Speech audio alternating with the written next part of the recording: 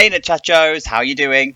If you're struggling to get started with franchise mode in Planet Zoo, these are my step-by-step top tips for starting a successful franchise.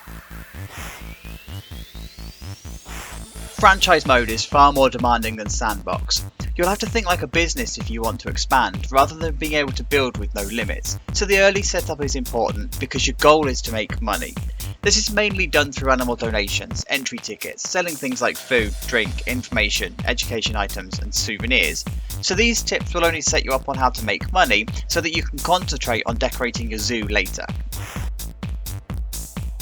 Start off by selecting an area of your zoo where you can place your staff buildings. To start with, you'll need at least a staff room to allow your staff to rest, a trade centre to get your first animals, a vet surgery to look after your sick and injured animals, a quarantine to keep your diseased animals separate from others, a keeper's hut to look after your animals, a workshop to research new building items, and a research centre to improve your knowledge of animals and diseases.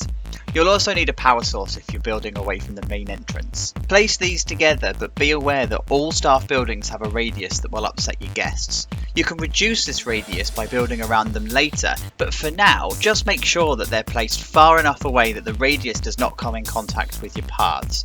You can now use the staff paths to connect all of these facilities together, and then connect them to the main pathway so that your staff can get to them.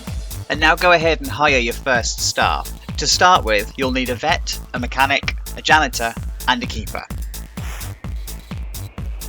Once you have your staff facilities, you'll need to decide what animals you want to start with. Use low maintenance animals that are easy and cheap to look after, attract a good number of guests and attract good donations from them. Something like the tortoise or the llamas are a good start, but you can have a look through the Zoopedia for your starting animals if you prefer to use something different. But once you've decided, head to the trade centre and purchase a male and a female. You'll need both to have babies and attract more guests later. Start to build your enclosure. You can use the barrier tool to draw out an area for your animal to live. Make sure that all of the sides are connected and that you've added a keeper gate connected to the main path. Extend your main path around your enclosure and check that your barrier isn't too tall so that your guests can see. Be careful with this though, because different animals have different barrier requirements, and you can check this in the Zoopedia if you're not sure. It's now time for your animals to move in. Select them from the trade centre and select your habitat. Your staff will now move them over, and when they arrive they will need looking after. Place a water source for them to drink from and a food source for them to eat. And if you're not sure which ones to use, then you can use the filters in the menus to help out. They may also need something to sleep under, so you can either build one or you can use a blueprint for now. Your animals may also need different terrain in their habitats, and you can check this out and change the terrain to suit their needs. Some animals also require enrichment items for food and entertainment, but you'll need to research these first, and this is done by your vets. Research is started in the zoo screen, and the higher the research level, the more enrichment items you'll have and your guests will donate more.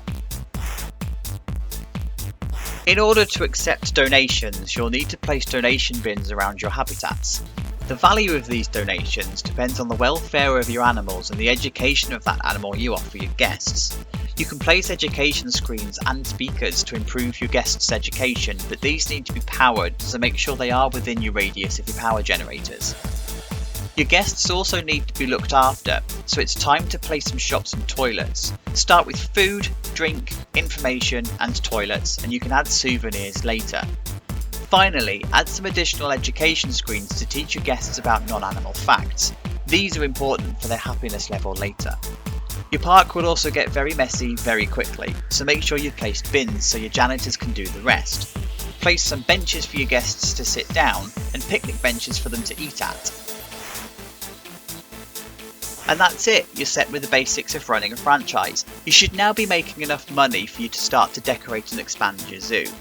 And if you have found this helpful, please consider subscribing so that you can be told when new Planet Zoo, Planet Coaster and other Tycoon game episodes go live. Thanks for watching, and I'll see you soon.